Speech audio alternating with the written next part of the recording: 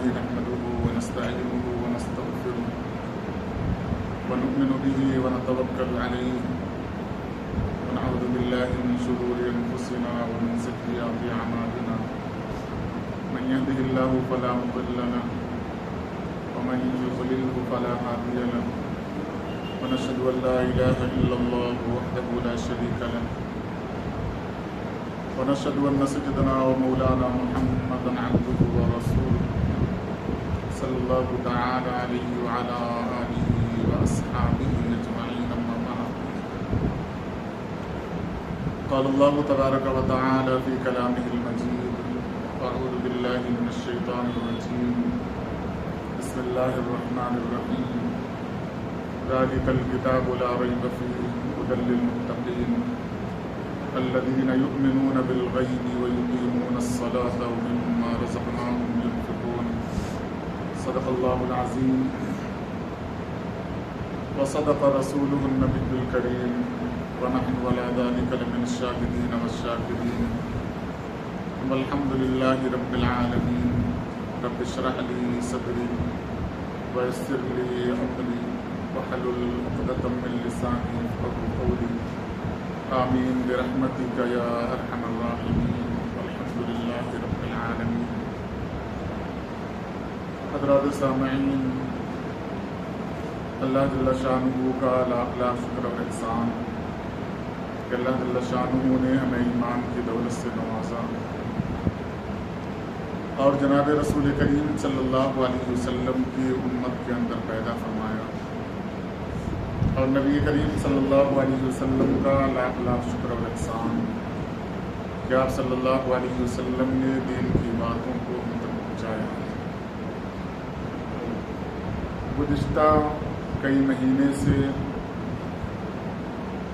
قرآن کریم کی چھوٹی چھوٹی جو صورتیں ہیں ان صورتوں کی تفسیر مختصر طور پر اور ان صورتوں سے حاصل ہونے والے اسباب اور نصیحتوں کا تذکرہ رمضان المبارک کے مہینے سے پہلے تک سلسلہ چل رہا تھا۔ رمضان المبارک میں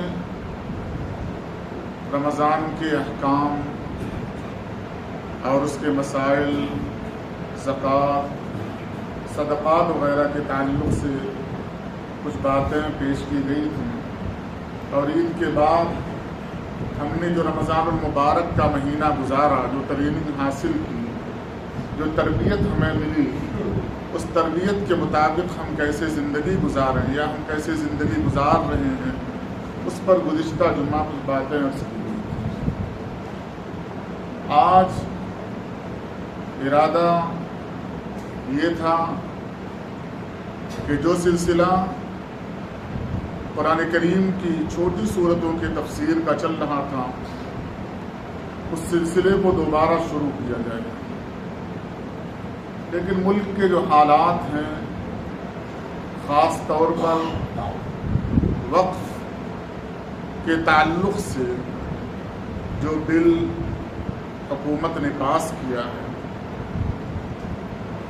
اور حکومت کا جو ارادہ ہے، جو حکومت کے منصوبے ہیں، اس منصوبوں کے تحت آنے والی سالوں میں، آنے والے وقتوں میں جو نقصانات ہمیں اٹھانے پڑیں گے، ہم اس سے غافل ہیں۔ تو آج انشاءاللہ سورہ تکاثر کا خلاصہ، کچھ باتیں تو پیش کر دی گئی تھی، کچھ باتیں پیش کر کے اسی کے ساتھ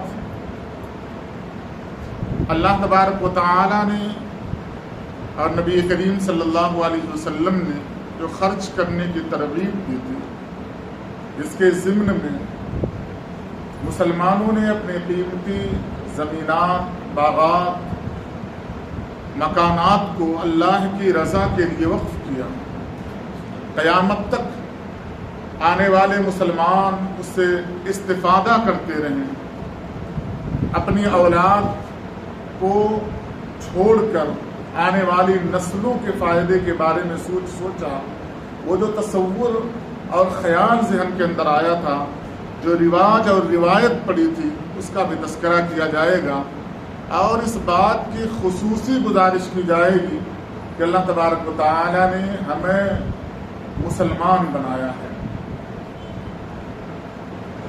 ہم اللہ تبارک و تعالی کے احکامات کو براہ راست سنتے ہیں، قرآن کریم پڑھتے ہیں، احادیث کا مطالعہ کرتے ہیں، پڑھتے ہیں۔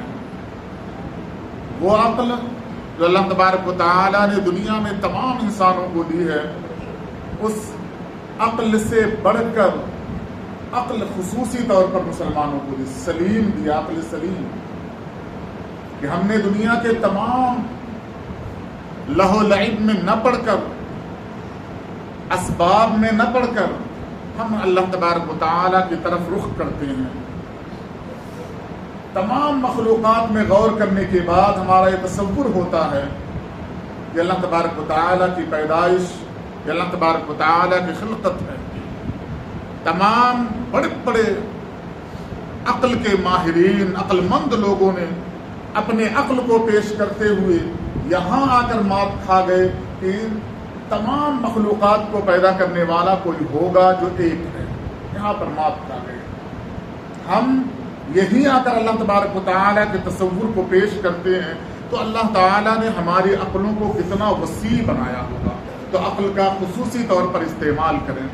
دیکھیں، یاد رکھیں، دنیا کا اپنا قانون ہے، یہاں سے جانے کے بعد ایک الگ قانون ہے۔ یہاں آپ عمل کریں گے، عمل کے سارے دروازے کھلے ہوئے ہیں۔ ایک وقت آئے گا آپ کی آنکھیں بند ہو جائیں گی، عمل کے سارے دروازے بند۔ اب دنیا میں گزارے ہوئے اوقات، دنیا میں گزاری ہوئی زندگی کے بارے میں آپ سے سوال کیا جائے گا کہ آپ نے کیسے وقت گزارا، کیا کمایا، کہاں سے کمایا، کیا خرچ کیا، کہاں خرچ کیا، جوانی ملی اسے کس چیز میں استعمال کیا۔ اللہ تبارک و تعالی سوال کریں گے، ہم نے عقل دیا تھا، عقل کا کیسے استعمال کیا، کیا منصوبے بنائے دنیا کے اندر۔ اللہ تعالیٰ نے، میں بارہا کہتا ہوں، اللہ نے ہمیں اپنے لیے نہیں پیدا کیا کہ میں پیدا ہوا ہوں، جی رہا ہوں، کھا رہا ہوں، میری اولاد ہے، میرے بیوی بچے ہیں، میرے ماں باپ ہیں، اس واسطے اللہ تعالیٰ نے مجھے پیدا نہیں کیا۔ آپ کو اس واسطے پیدا نہیں کیا، ہمیں بھیجا گیا ہے، اور جسے بھیجا جاتا ہے اس کی پلاننگ ہوتی ہے، اس کے منصوبے ہوتے ہیں، اس منصوبے سے اس کا اپنا فائدہ ہو کوئی ضروری نہیں، لیکن آنے والی نسل کا اگر ہم سے کوئی فائدہ نہ ہوا تو یاد رکھیں، مورخین اپاہجوں کی لسٹ میں ہمارا نام لکھ کر چلے جائیں گے، اور یاد کیا جائے گا کہ کچھ ایسے لوگ تھے جنہیں عقل بہت وسیع دی گئی تھی، لیکن اتنے اپاہج تھے اس عقل کا بھی استعمال انہوں نے نہیں کیا۔ قرآن کریم سب سے لمبے واقعے کو جو بیان کرتا ہے وہ ہے حضرت یوسف علیہ السلام کا واقعہ۔ ایک ایک جز کو، ایک ایک چھوٹی چھوٹی چیزوں کو قرآن کریم میں حضرت یوسف علیہ السلام کے واقعے کو جگہ دی ہے۔ سورہ یوسف آپ 12واں پارہ اٹھا کر دیکھ لیں، اتنی تفصیلات کے ساتھ اللہ تبارک و تعالیٰ نے اس واقعے کو بیان کیا ہے، شاید کسی کے واقعے کو اتنی تفصیل کے ساتھ اللہ تبارک و تعالیٰ نے جگہ دی ہو۔ اس واقعے سے جو ہمیں نصیحت ملتی ہے، حضرت یوسف علیہ السلام کا لمبا واقعہ، قید خانے کے اندر چلے گئے، الزام لگایا گیا، قید خانے کے اندر چلے گئے، وقت کے نبی ہیں، تو قیدی قید خانے کے اندر داخل ہوئے، انہوں نے حضرت یوسف علیہ السلام کو دیکھا، اچھے خوبصورت چہرے سے، شریف معلوم ہو رہے ہیں۔ انہوں نے اپنا خواب بیان کیا کہ ہم نے خواب دیکھا ہے، دونوں نے اپنے خواب کا تذکرہ کیا۔ حضرت یوسف علیہ السلام نے دونوں کے خواب کی تعبیر بتائی، ایک کو بتایا کہ تم رہا ہو کر چلے جاؤ اور بادشاہ کے بڑے قریبی بنو گے، لیکن یاد رکھنا جب بادشاہ کے قریب چلے جانا تو اس بات کا ضرور تذکرہ کرنا کہ ایک قیدی ایسا ہے قید خانے کے اندر جو بے قصور ہے، اس کا کوئی قصور نہیں، اس کی کوئی غلطی نہیں ہے، اسے قید خانے سے نکال دیا جائے۔ آپ قرآن کی تفسیر اٹھا کر دیکھیں، وہ قیدی بھول گیا، اس بات کا تذکرہ کرنا اسے یاد نہ رہا۔ بادشاہ نے خواب دیکھا، اور خواب بڑا عجیب دیکھا بادشاہ نے، کہ 7 موٹی گائیں ہیں، 7 دبلی گائیں ہیں، دبلی گائیں موٹی گایوں کو کھا رہی ہیں۔ اس نے جب خواب دیکھا تو سارے لوگوں کو بلایا، اس خواب کی تعبیر مجھے چاہیے، میں بڑا بے چین ہوں۔ اب وہ قیدی جو قید خانے کے اندر تھا، جس کے خواب کی تعبیر حضرت یوسف علیہ السلام نے بتائی تھی، اسے یاد آیا کہ ایک قید خانے کے اندر قیدی ہے جس نے میرے خواب کی تعبیر بتائی تھی۔ بادشاہ سے کہا کہ میں ایک شخص کو بلا کر لانا چاہتا ہوں۔ حضرت یوسف علیہ السلام آئے، حضرت یوسف علیہ السلام نے اس خواب کی تعبیر بتائی اور ساتھوں ساتھ فیوچر پلاننگ بتائی۔ بڑا لمبا واقعہ ہے، آپ کو وقت نکالنا چاہیے اس واقعے کو پڑھنے کے لیے، تاکہ آپ کو پتا چلے کہ جس زمانے میں ہم زندگی گزار رہے ہیں اس زمانے میں ہم تو چلے جائیں گے چند سالوں کے بعد، لیکن کیا اسلام چلا جائے گا؟ کیا اسلام کے ماننے والے چلے جائیں گے؟ کیا اسلام کی سمجھ بوجھ رکھنے والے چلے جائیں گے؟ اگر یوں چلے گئے تو کیا لے کر گئے؟ کیا دنیا کو دے کر گئے؟ حضرت یوسف علیہ السلام نے بادشاہ سے کہا کہ آپ کے سلطنت کے اندر 7 ایسے سال آنے والے ہیں کہ جس کے اندر فصل بے شمار پیدا ہونے والی ہے، لیکن اس 7 سال کے گزرنے کے بعد 7 سال ایسا آنے والا ہے جس میں غلہ نام کا بھی پیدا ہونے والا نہیں ہے۔ یعنی 7 سال خوشحالی، اس کے بعد ایسی قحط پڑے گی، ایسی قحط پڑے گی کہ ایک دانہ بھی زمین سے اگنے والا نہیں ہے۔ حضرت یوسف علیہ السلام نے خواب کی تعبیر بتا دی اور ساتھوں ساتھ حضرت یوسف علیہ السلام نے کہا کہ میں جانتا ہوں کہ یہ 7 سال جس میں پیداوار ہونے والی ہے اور اس کے بعد جو 7 سال آنے والا ہے جس میں پیداوار نہیں ہونے والی ہے، یہ دونوں یعنی 14 سال کو یہ آپ کی رعایا کیسے بسر کرے گی وہ میں اس کا علم رکھتا ہوں۔ آپ مجھے وزیر خزانہ بنا دیں۔ پوری تفصیلات ہیں، ایک سوچ ہے، ایک فکر ہے، اس فکر کو بادشاہ کے سامنے پیش کیا۔ آپ پورا واقعہ اٹھا کر دیکھیں، یہ سلطنت، یہ بادشاہت جو زلیخا اور صاحب مصر کی چل رہی تھی، وہ مسلمانوں کی بادشاہت نہیں تھی کہ حضرت یوسف علیہ السلام نکل کر آئے اور کہا میں مسلمان ہوں، آپ کو یہ خواب کی تعبیر بتا رہا ہوں اور یوں زندگی گزر جائے گی، سلطنت دے دیا۔ ایسا نہیں تھا، پوری پلاننگ بتائی ہے، پوری ترکیب بتائی ہے اور یہ چھوڑ نہیں دیا۔ حضرت یوسف علیہ السلام نے جب پورا پلان بتا دیا، حضرت یوسف علیہ السلام کو لگا کہ یہ پلان تو میں نے پیش کر دیا ہے، یہ بات تو میں نے پیش کر دی ہے کہ ایسے ایسے کیا جائے گا، لیکن بادشاہ نہ خود اس پر عمل کر سکتا ہے نہ اس کے پاس رہنے والے لوگ عمل کر سکتے ہیں۔ نتیجہ کیا ہوگا؟ 7 سال کے اندر غلہ اگے گا بھی، ختم بھی ہو جائے گا۔ تب پیش کیا ہے بادشاہ کے سامنے اپنے آپ کو اور کہا کہ مجھے وہ علم ہے کہ اگر مجھے وزیر خزانہ بنا دیا جائے، فائنانس منسٹر بنا دیا جائے، تو میں 7 سال کے غلے کو 14 سال تک کس طریقے سے لے کر چلوں گا یہ مجھے معلوم ہے۔ بادشاہ نے دے دیا۔ اسلامی تصور کیا ہے کہ آپ ابھی زندہ ہیں، کل نہیں زندہ رہ سکتے، یہ اسلامی تصور ہے۔ آپ سوچ سکتے ہیں کہ وقت کے نبی تو یہ بھی کہہ سکتے تھے بھائی مجھے کیا معلوم کل میں رہوں گا نہیں رہوں گا، لیکن آدمی اپنے آپ کے لیے نہیں جی رہا ہے۔ میں چلا جاؤں گا لیکن آپ تو رہیں گے، آنے والی نسل تو رہے گی، وہ تو نہیں چلی جائے گی، کل قیامت تو آنے والا نہیں ہے، لیکن جو بلا اور مصیبت آنے والی ہے اس بلا اور مصیبت سے چھٹکارے کا راستہ آپ کے پاس ہے، آپ کی نسل کے پاس شاید نہ ہو۔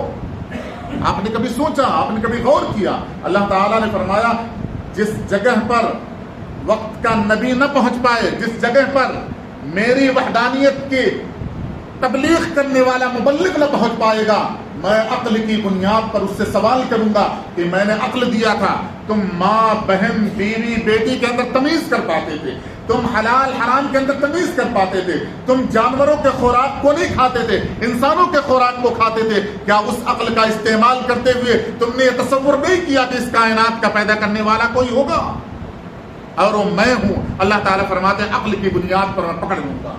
وہ عقل اللہ تعالیٰ نے ہمیں دی ہے۔ آج وقف ترمیم بل پاس ہو گیا، ہمارے پاس کیا عقل مند لوگ اب تک نہیں آئے؟ کوئی ایسی سوچ جس کو پیش کر دیا گیا ہو، آج کے بعد پیش کیا جائے، کیا ایسا کوئی عقل مند دنیا کے اندر موجود نہیں ہے؟ ایک ہی صرف راستہ بنا ہوا ہے، احتجاج، ایک ہی راستہ بچا ہوا ہے۔ اب ہم جاگیں گے، جب ہمارے زمینات پر قبضہ کر لیا جائے گا، جب ہماری مسجدیں توڑ دی جائیں گی، جب قبرستانوں میں تالے لگ جائیں گے، جب مدارس بند ہو جائیں گے، اس کے بعد ہم جاگیں گے۔ ہماری تاریخ ہمیں بتاتی ہے کہ جاگنے کے لیے سونے کی ضرورت نہیں ہے، آپ ایسے ہی جاگیں۔ کیا آپ کل صبح جاگ کر ڈیوٹی پر جانے کے لیے پلاننگ نہیں کرتے ہیں؟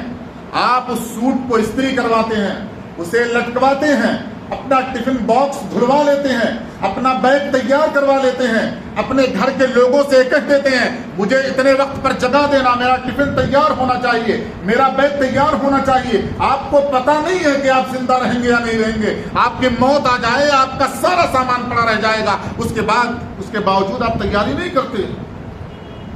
کل کے بارے میں پتا نہیں ہے، پھر بھی تیاری کر رہے ہیں۔ کہاں تک کی ذمہ داری اٹھا کر دیکھ رہے ہیں؟ آپ نے اپنے قوم کے بارے میں کیوں نہیں سوچا؟ آپ تو کہتے ہیں علماء کو کچھ نہیں آتا، سب کچھ ڈبایا انہوں نے، تو آپ سوچ لیتے، آپ دیکھ لیتے، آپ کچھ کر لیتے۔ امت کے کندھوں کے اوپر پوری ذمہ داریاں اللہ تبارک و تعالیٰ نے علم کی بنیاد پر نہیں دیا تھا، فردن فردن مخاطب کیا اللہ تعالیٰ نے۔ آپ اٹھا کر تاریخ دیکھیں، ہجرت کر کے مدینہ گئے، وقت کے نبی ساتھ ہیں، حضرت ابوبکر صدیق رضی اللہ تعالیٰ عنہ ہیں، حضرت عمر فاروق رضی اللہ تعالیٰ عنہ، بڑے بڑے صحابہ موجود ہیں۔ متحدہ کفار یہود نصارہ حملہ کرنا چاہ رہے ہیں مسلمانوں کے اوپر۔ حضرت سلمان فارسی رضی اللہ تعالیٰ عنہ کھڑے ہوئے اور کہا خندق کھود دیا جائے، بچنے کا راستہ۔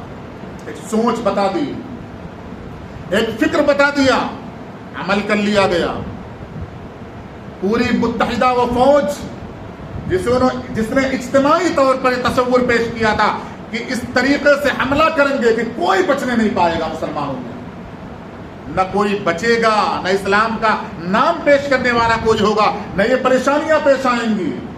لیکن دیکھا ایک سوچ آئی، یہ وحی کے ذریعے سے نہیں پیش کیا گیا تھا، یہ بتایا گیا تھا آئندہ آنے والی نسلوں کے لیے، جب تمہارے پاس ایسا وقت پیش آ جائے کہ تمہیں سوچ، صرف تمہاری فکر آ جائے کہ اب ہم بچنے والے نہیں ہیں، تو بچاؤ کی ایک سبیل ضرور ہوگی جو اللہ تبارک و تعالیٰ نے کسی کے ذہن میں ڈالی ہوگی۔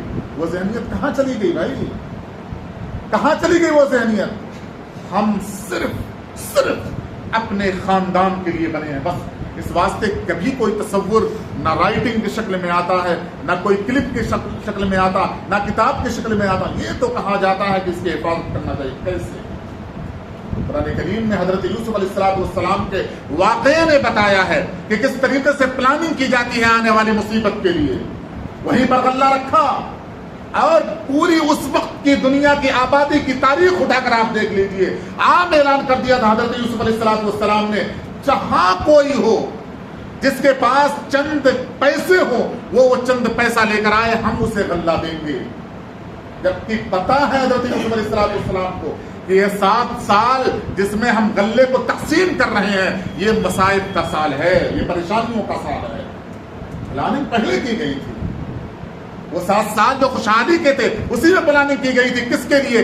7 سال آنے والی مصیبت کے لیے۔ آپ پلاننگ میں فیل ہو سکتی ہیں، ناکام ہو سکتی ہیں، اس کی بھی تاریخ قرآن کریم بتاتا ہے۔ آپ صلی اللہ علیہ وسلم کے اوپر مصائب آئے، پریشانیاں آئی، آپ نے مکہ چھوڑ دیا، ہجرت کر کے طائف گئے۔ آپ نے بڑے بڑے قبائل کے پاس پیغام بھیجا کہ آپ میری حفاظت کی ذمہ داری اٹھا لیں۔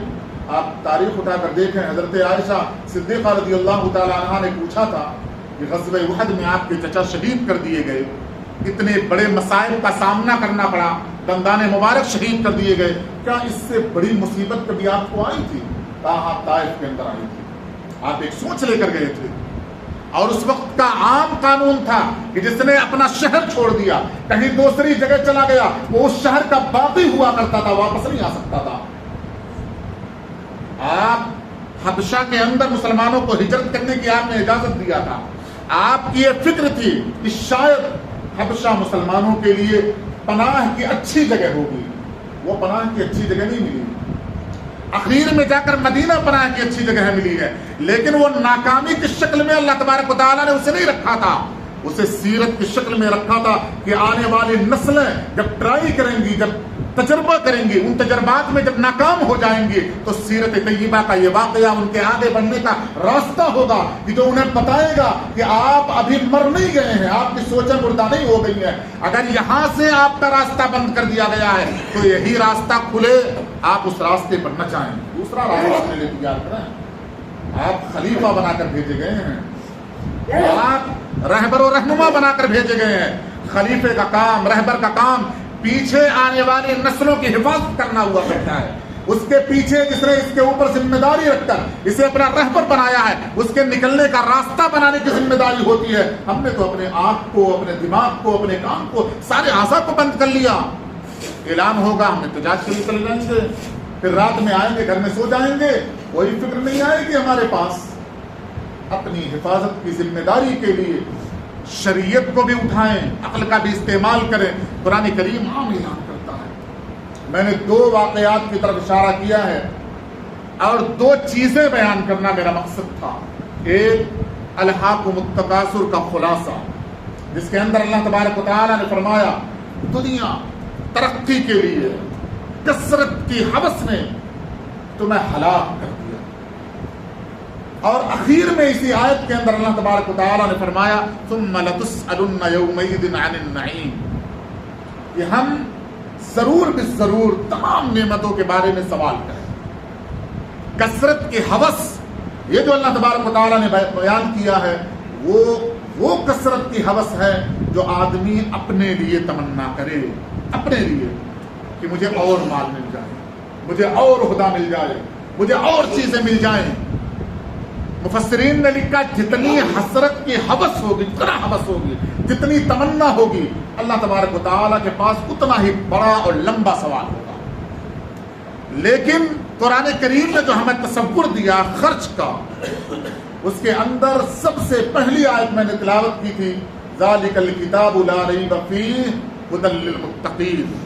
یہ قرآن کریم کی پہلی آیت ہے، الف لام میم کے بعد، یعنی حروف مقطعات کے بعد اللہ تعالیٰ نے کتاب کا تصور دیا کہ یہ ایسی کتاب ہے جس کے اندر کوئی شک نہیں متقین کی ہدایت کے لیے ہے۔ اس کے بعد ان متقین کی صفات کو اللہ تعالیٰ نے بیان کیا، الذین یؤمنون بالغیب۔ مومن کون ہوتا ہے؟ جو غیب پر ایمان لائے، ویقیمون الصلاۃ، نماز کو قائم کرے، ومما رزقناہم ینفقون، اور جو بھی اسے رزق دیا جا رہا ہے اس میں سے خرچ کرے۔ یہی تصور تھا کہ اللہ تبارک و تعالیٰ نے نبی کریم صلی اللہ علیہ وسلم کے ذریعے سے امت مسلمہ کو ایک پیغام دیا کہ آپ خرچ کریں۔ خرچ کرنے کے 2 تصورات شریعت میں ملتے ہیں۔ ایک تصور صدقے کا ہے کہ آپ نے خرچ کیا، اس کا آپ کو ثواب مل گیا گنتی کی شکل میں، جس کا تذکرہ بھی اسی صورت کے اندر اللہ تبارک و تعالیٰ نے بیان کیا ہے۔ 700 گنا تک یضاعف لمن یشاء کے ذریعے سے اللہ تعالیٰ نے فرمایا میں جتنا چاہوں گا دے دوں گا، 1 پیسہ 700 گنا یا اس سے زیادہ۔ ایک اور تصور دیا شریعت نے خرچ کا، اسے کہا جاتا ہے صدقہ جاریہ، یا دوسری شکل میں وقف کہا جاتا ہے۔ اس کے بارے میں فرمایا انسان جب آنکھ بند کر لیتا ہے، جب اس کی روح پرواز کر جاتی ہے، سارے اعمال کا سلسلہ ختم ہو جاتا ہے، اب اسے ثواب اور عذاب کے جو اعمال ہیں وہ کرنے کو نہیں ملیں گے، نہ ہی ثواب ملنے والا ہے، نہ ہی اعمال پر عذاب ملنے والا ہے۔ لیکن ایک راستہ اللہ کے نبی صلی اللہ علیہ وسلم نے بتایا کہ ایک ایسا راستہ ہے کہ اب بھی کسی نے خرچ کیا ہوگا تو اسے مرنے کے بعد بھی ثواب ملے گا، وہ ہے وقف۔ اپنے املاک کو، اپنے مال کو، اپنی جائیداد کو امت مسلمہ کے فائدے کے لیے خرچ کر دیا جائے۔ اس کا تصور جب اسلام نے پیش کیا تو ایک واقعہ، آخری بات بیان کر کے بات کو ختم کروں گا۔ سلطان صلاح الدین ایوبی رحمۃ اللہ علیہ کے زمانے میں صلیبی جنگ ہو رہی ہے، عیسائیوں سے لڑائی ہے۔ لڑائی کے اوقات میں صلاح الدین ایوبی رحمۃ اللہ تعالی علیہ کو پتہ چلا کہ جو دشمن فوج ہے جس سے ہمارا مقابلہ ہو رہا ہے، جس نے بیت المقدس پر قبضہ کر لیا تھا، اس سے ہمارا مقابلہ ہو رہا ہے، اس دشمن فوج میں جو عورتیں آئی ہیں، ان سے جو چھوٹے چھوٹے بچے ہیں، ان پر دودھ کی قلت ہو گئی، دودھ نہیں مل رہا، انہیں دودھ میسر نہیں ہو رہا۔ صلاح الدین ایوبی رحمۃ اللہ تعالی علیہ نے جس طریقے سے ہم ٹینک بنواتے ہیں، بڑی بڑی ٹنکیاں بنواتے ہیں، حوض بنواتے ہیں، اس طریقے سے حوض بنوایا اور اوپر نالا بنوا دیا، دور جا کر اسے گرایا اور اوقات متعین کیے، اور ایسا دودھ جو میٹھا ہو، جس کے اندر خود مٹھاس ہو، کچھ ڈال کر میٹھا کیا گیا ہو، شکر ڈال دی گئی ہو، کچھ اور ڈال دیا گیا ہو، اس کے اندر رکھا اور وقت متعین کر دیا اور عام اعلان کر دیا کہ ان اوقات میں اس ٹینک سے دودھ جا کر اس پرنالے سے گرے گا، کوئی فوجی ان اوقات میں وہاں سے دودھ نہیں لے سکتا، مسلمان فوجی نہیں لے سکتا۔ کیوں؟ اعلان تھا کہ وہ فوجی جو دشمن کی طاقت، دشمن کی شکل میں ہم سے لڑنے کے لیے آئے ہیں، بیت المقدس پر قبضہ کرنے کے لیے آئے ہیں، ان کے بچوں کی دودھ کی قلت ہو گئی ہے، انہیں وہ دودھ ملے گا۔ اگر مسلمان فوجی چلے جائیں گے تو انہیں خطرہ ہوگا کہ شاید ہمیں قتل کر دیا جائے، اس واسطے فرمایا ان اوقات میں کوئی نہیں جائے گا، دشمن کی عورتیں آئیں گی، دشمن فوجی آئیں گے، جتنا انہیں ضرورت ہوگی دودھ کی، دن میں 2 اوقات متعین کیے گئے وہ لے کر چلے جائیں گے۔ یہ تصور تھا اسلام کا اوقات کی شکل۔ اور ایک زمانہ آیا، آپ تاریخ اٹھا کر دیکھیں، ملک شام میں اعلان کیا گیا اب وقف اگر کوئی کرنا چاہے گا اللہ کے راستے میں تو وقف کرنے سے پہلے وہ خلیفۃ المسلمین سے مشورہ لے کہ میں کس کے لیے وقف کر رہا ہوں، زمین کس کو دینا چاہتا ہوں۔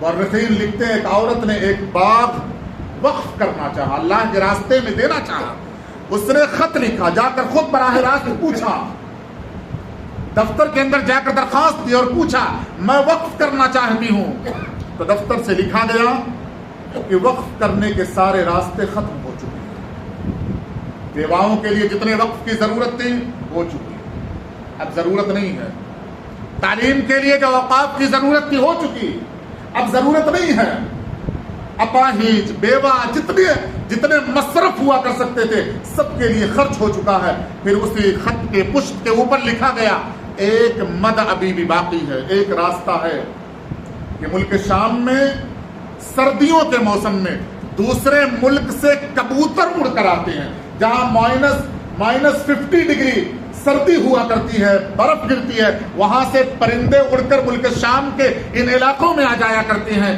آپ ان پرندوں کے خرچ کے لیے، دانے کے لیے، ان پرندوں کی ضروریات کے لیے اگر اپنے باغ کو وقف کرنا چاہے تو وقف کر سکتے، تو اس نے وقف کر دیا۔ یہ تصور تھا جس کی بنیاد پر وقف کیا گیا تھا۔ آج ہمارے پاس وہ تصور نہیں ہے، لیکن ہمارے آباء و اجداد کے پاس وہ تصور تھا۔ انہوں نے سوچا تھا کہ آنے والی نسلوں کی تعلیم کے لیے، آنے والے نسلوں کے بے گھر لوگوں کے گھر کے لیے ہم اپنی جائیداد کے قیمتی چیزوں کو خرچ کر رہے ہیں، اللہ کے لیے خرچ کر رہے ہیں، آج اس کے اوپر ڈاکہ ڈالا جا رہا ہے۔ ہمارے پاس فکر نہیں آتی، سوچ نہیں آتی، ہمیں نیند کیسے آتی ہے؟ میرے باپ کی زمین ہو اور کوئی دعویٰ کر دے کہ میری ہے، میں سب سے اچھا وکیل کروں گا اور سب سے زیادہ دماغ لگاؤں گا کہ میرے باپ کی زمین کوئی کیسے لے لے گا، وہ ثبوت اکٹھا کروں گا، اتنے اچھے وکیل کو ہائر کروں گا اور ایسے دلائل کی روشنی میں پیش کروں گا کہ ساری دنیا ماننے پر مجبور ہو جائے گی یہ زمین اسی کے بعد۔ ہمارے آباء و اجداد کی زمینوں پر قبضہ کر لیا جائے، صرف احتجاج ہی حل ہے؟ قرآن کریم نے اعلان کیا حضرت یوسف علیہ السلام کے واقعے سے کہ آپ تھوڑا سا فکر بھی کریں۔ اللہ تبارک و تعالیٰ سے دعا ہے کہ اللہ عقل سلیم